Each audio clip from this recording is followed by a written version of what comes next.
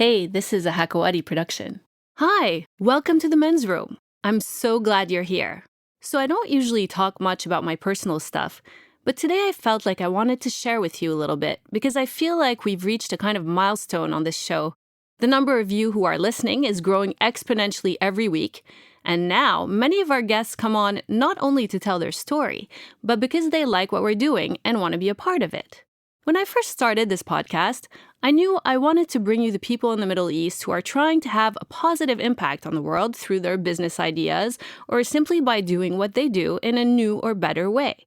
But I never imagined there were so many great people and ideas out there, and it feels like the more people I interview, the more are appearing out of the woodwork. And I really feel that you, listening, are part of this group we're creating of like-minded people. It's so easy to get stressed out and bogged down by the little things throughout the day, but when I listen to my guests speaking, it puts everything that's unimportant back in its place, and I feel inspired and empowered. I hope it does the same for you. So I just wanted to say what an amazing feeling it is to have you here with me. If you like being part of this little group we're creating, be sure you're subscribed to the podcast. And if this all sounds a little too much for you, then just think of this as your source for getting to know the Arab world's most influential people. Yeah, that's right. Influencers are not all on Instagram.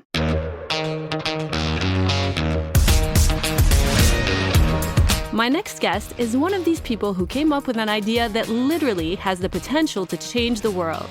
And I mean that literally. He's the founder of Ideas Beyond Borders, an organization that translates all kinds of important stuff online from English to Arabic, so that people who only read Arabic can have access to the same information as people in the Western world. Since 2017, they've translated everything from Wikipedia entries to best-selling books. Please welcome my guest, Faisal Saeed Al Mutar. Hi, Faisal. Hello, Nadia. How are you? I'm great. Thanks for joining us. Thank you. Thank you for having me.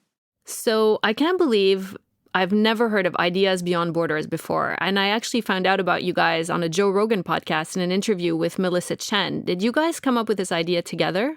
We did almost by now 3 years ago. So on April 1st, it will be our 3rd-year anniversary. So, and she still works with the organization, right? She's the... What's her Managing role? Director. Managing Director. Okay. So I want to hear a little bit more about how you started the organization. How did you guys come up with the idea? So, I mean, it's for me, it's an ongoing journey. I mean, I grew up in Iraq myself, and one of the main things that I was facing, I mean, at first as a teenager, was because the fact that I was able to speak English, I was able to access most of the world information. But when I was talking around with my friends in high school, elementary school, and I've seen that most of them, I was not able to have a conversation with them because just the language barrier was enough for the conversation not to happen. When you say in school, you mean in the US, right? No, in Iraq. I was born and raised in Iraq myself. Yes, okay. I came to the US only 7 years ago. Okay. So I've always had this concept motivation growing up is kind of to be some sort of a cultural ambassador in which I make knowledge from different cultures and different languages available to people around me. So that has been kind of the concept motivation from the moment I start being engaged in society. And then as I moved to the States and I started working with a lot of NGOs, and the main one was one started by Google Ideas and became its own nonprofit called movements.org. And movements.org was mainly, it used to be called the match.com for human rights. And what we used to do is we created a social media platform in a way that connects activists in closed societies who needed something. For example, I'm a women's rights activist in Iraq who want to get media coverage. And then we recruit a journalist who's interested in covering women's rights stories. And what we do, we connected the person with the request with the person with the offer. And I worked in that platform for almost 4 years. And one of the things that I've noticed, well, obviously the idea is great and the project is great, is that's mainly been dealing with kind of the tip of the iceberg, is that how can we help the solving the current issues? But the questions the ongoing question is that how can we prevent issues from happening in the first place? And that's where kind of another drive for Ideas Beyond Borders is to create solutions that are sustainable in the long run, in the region. So you guys came up with this idea to create an organization that would translate Wikipedia content and important books that are important basically to our culture, to Western culture, and translate it into Arabic and have them available online so that Arabs who don't speak English have access to it. So essentially that's it. And the reason for that was so that they could have access to the ideas, the information, and not be kind of limited by their own surroundings. Is this the idea, more or less? Definitely. I mean, yeah, the mission is making the accessible. And the inaccessible part is that either that's content that was not available before in the language, but also how can we make some of these complex ideas to be understood by the general public? I mean, one other component that we have within the organization is that we also create summary and short videos in which it can explain, for example, concepts like critical thinking and how can you differentiate between facts and propaganda? What is cognitive bias? So we have some of original content that we create that are of ideas that are already accessible in Arabic to some extent, but most of them are just in the shelves of universities or bookstores that no one reads. So the question is, how can we make these ideas to be easily understood, easily accessible by pretty much everybody in the region? Yeah, that's so interesting. So you guys have translated over 7,000 Wikipedia articles to date. I use Wikipedia. 11,000. 11,000? Oh, my information is old news then. That's amazing. I use Wikipedia all the time, actually, because it gives you information about pretty much everything in a nutshell. And it never occurred to me that people who only speak Arabic, or other languages for that matter, don't have access to Wikipedia. So how much of Wikipedia is available in Arabic, or was available in Arabic when you first started? So the kind of the Wikipedia idea, the founder of Wikipedia himself, Jimmy Wales, had this interesting interview with the Sharq al-Awsat, with the newspaper. And one of the things that he mentioned is that it's really absurd for a language spoken by more than 400 million people. Arabic Wikipedia was still one of the smallest. So I contacted Jimmy Wales, I contacted his assistant, and then I was referred to the program director of the Middle East. And he was like, well, finally, someone is trying to kind of work on that. And at the time, Wikipedia Arabic, and now it's obviously has expanded significantly, was, I think, at the time was in language 21st or the 22nd in terms of size. And now it's the 13th. You mean the 13th biggest second language Wikipedia? Yes, in terms of size, yeah. Mm-hmm. And I mean, there were some articles. I mean, Wikipedia Arabic had some articles at the beginning, but if you look at all the categories that I think are very relevant in modern day society, especially the ones that touches on values, most of them were either just one paragraph or a sentence. And I assembled a team, which is now 120 people. Some of them live in Lebanon. Some of them live between Iraq and the Levant, Iraq, Syria, Lebanon. And they work on that on pretty much on full-time basis, in which we take all the list of the articles of Wikipedia on science, on women's rights, on human rights, and all of these subjects, and make them available. It's so funny because I remember in journalism school, they always told us not to use Wikipedia as a source. And I still think they teach kids that in schools, but it's really become the de facto reference kind of like Encyclopedia Britannica used to be, right? Yeah. And I mean, Wikipedia as a platform has evolved over time. And most of the articles have a lot of references and citations in many reputable websites. I mean, Scientific American and Nature Magazine and New York Times and others. So, yeah, I mean, obviously what I love about Wikipedia is a very evolving mechanism. Yeah. I mean, Encyclopedia Britannica is great, but there are things that happen on day-to-day basis, and Encyclopedia Britannica is far slower than Wikipedia. Of course, the encyclopedias of like that are kind of almost like dinosaurs. I mean, Wikipedia really keeps up with what's happening now. So you've already reached forgive me if my numbers are not correct, over 4.2 million people in 120 countries. Yes. Which is kind of mind-boggling. Theoretically, the amount of information that's now in people's heads after you've done that, especially students, as they go out into the world, this could potentially change the future of the region, right? I totally believe that. I mean, one of the things that I think is very essential is that there is a lot of information out there, but there's a lot of fake information. And growing up in Iraq myself, and Iraq is kind of an interesting situation. I always say that it moved from 1984 to a brave new world in 2 years. For those who probably those are the references, 1984 is the book about authoritarianism by George Orwell, and it talks about how censorship and the government pretty much censors all information. And Iraq used to have only two-state television. And after the war in 2003, we start having 100 television and 1,000 newspapers. And we reach now to a level in which there is so much information that most people are unable to differentiate between facts and fiction. And obviously, most of that information is politicized, and having the source and having content that is reference that is factual, it will definitely change a lot of the mindset in terms of changing the ecosystem that people grow up in will have lasting effects, because when people are growing up either with tailored information created by states or with fake information created by a propagandist, that creates somebody who's very vulnerable to lies, very vulnerable to propaganda, very vulnerable to, in some cases, unfortunately, extremism.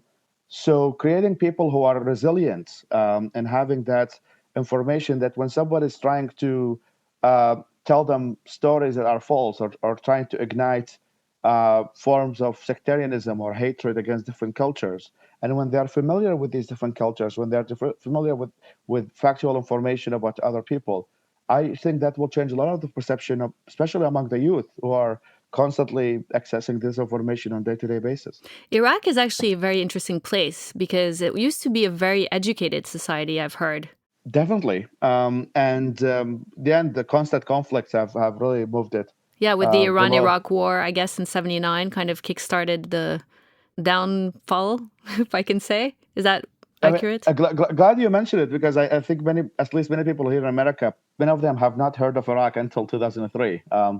And the Iraq-Iran war was one of the most devastating wars that Iraq has ever had. And there were a million people dead on both sides, and it ruined lots of Iraq economy and education system. Yeah, and it lasted a long time. It lasted for 8 years, and then followed by sanctions after the invasion of Kuwait, and that kind of made it much worse. And then the third war happened. So, people who grew up, say somebody's born in the 70s or the 80s, they have lived the three wars at least, and ignoring the civil war that happened after the war. So the usual Iraqi have at least grown 4 or 5 wars in a lifetime. When you were growing up in Iraq, did you feel like you didn't have access to information, or did you not even know you were missing out on anything? When growing up first under the Saddam Hussein, we were constantly. There were 3 major channels, actually 2. Then the third one was made for overseas, and in a ways that the propaganda was so strong that it makes you believe that there is either nothing outside or everything outside is bad. So that kind of was the constant brainwashing that used to happen. And at the time also, satellite television was, if you get caught by the mukhabarat, by the intelligence services, is sometimes punishable by death. So many people, including my family, were not able to access, even if they want to. However, there were some projects that existed at the time, Monte Carlo being one, and there was one by Radio Sawa that used to broadcast to Iraq. We were able to get them around 1 or 2 a.m. in the radio when kind of the sky is clear, and we're able to kind of to hear what is happening in the outside world. That's pretty much, my dad was the one leading that effort. And we at least within my family, we had an idea of what's like in the outside world, because my dad studied in the UK, and we had that information, but most people around us didn't. They were either afraid of acquiring something that might let them access the outside world, or they didn't know there is such a thing as the outside world in the first place, or all of that is a part of a conspiracy, and they're all our enemies. So how old were you when you went to the US? I was 22 when I arrived here. Yeah. And how did it feel? I guess you went there for school? How did you feel when you got there and started living there? I mean, I came here, long story short, I mean, when I was in Iraq and after the war, I also started becoming active and I ended up on many death lists. And so I came to the United States as a refugee and in 2013. Death list? Is that what you call it? Yes. That's one the easy way of saying it. But it's me and so the people who are kind of involved in writing and which is still an ongoing issue, are a constant target of many militias that operate over there.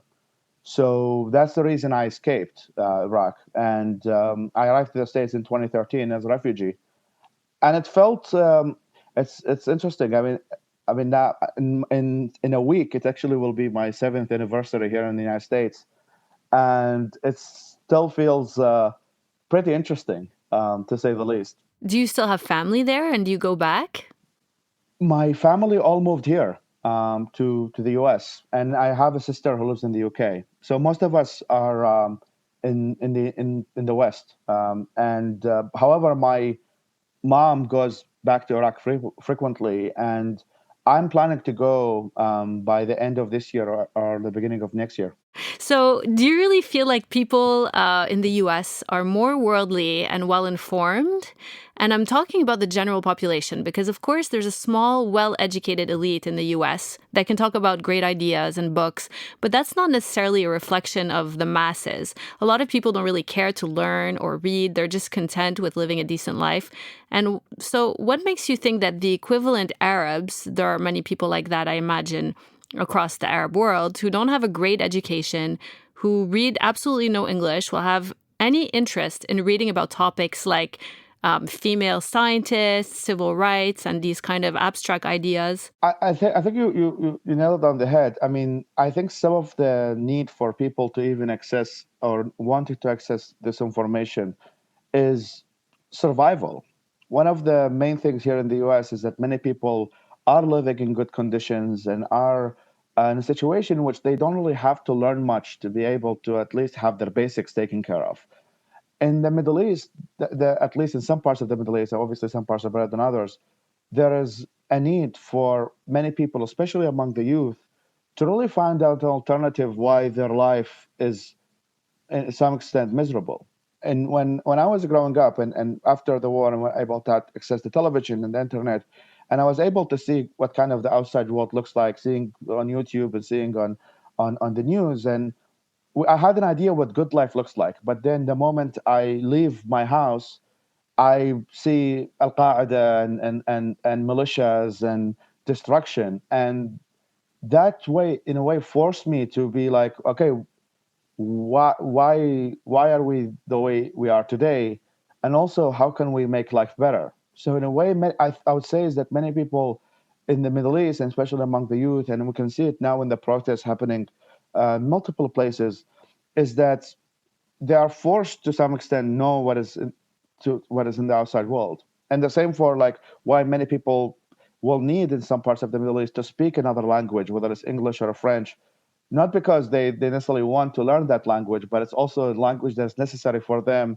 to get a medical degree or to get a job.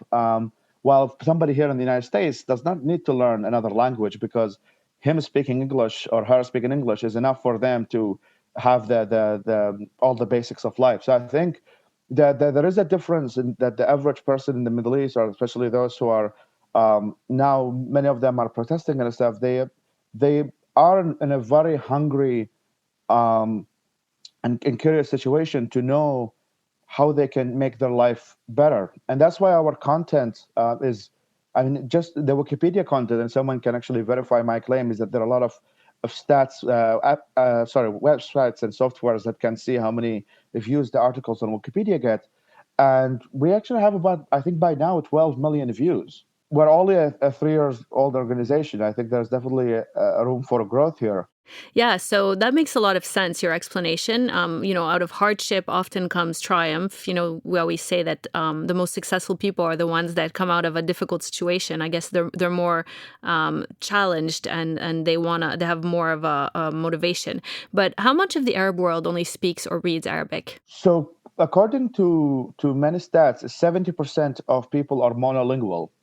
So Wow. these are the people who only speak Arabic. That's surprising because a lot of the good schools teach English or other languages. It's quite a high number. Yeah, I mean, and also, I mean, somebody can study. I mean, I took some classes in French, and doesn't mean I'm able to use it outside what I was able to study inside the classroom. I mean, there are so many people who could study English in higher education, and I mean, there are countries. I think Lebanon is kind of more advanced in the amount of people who attend higher education. Yeah. But there are many places like in Egypt and outside the major cities of Cairo and Alexandria in which many people do not attend higher education, or if they go higher education, they go to humanities, which in many cases are in Arabic. And those who are kind of a small, so in a way, it's like you're going smaller and smaller in percentage. You have the smaller percentage who even pursue higher education, and there's a percentage of them who don't study in English in higher education also. So that kind of gets many people who are not able to speak English or understand it on a kind of a more sophisticated scale. Yeah, well, not a lot of people speak Arabic in the West, so I guess Definitely. it's fair. So, who funds ideas beyond borders? So Silicon Valley is kind of been our biggest friend, and that's mainly because I used to work for this project that I mentioned. That kind of brought me a lot closer to many people who are in the tech industry in Silicon Valley and also in Los Angeles. So all of our funding so far has been private. I mean, Melissa's interview, for example, on Joe Rogan, which has been watched, I think now like 2 million views plus. We use also press and crowdsourcing on platforms. There's one called Global Giving, which is also connected to Silicon Valley, is and kind of our own base of followers is to kind of use crowdsourcing technology to fund from in a way, the general public that exists here in the West. So far, all of our funding has been private, but we're planning to change that to see if there are other foundations and possibly governments, even though we're very cautious about getting government funding because it might kind of dilute the message.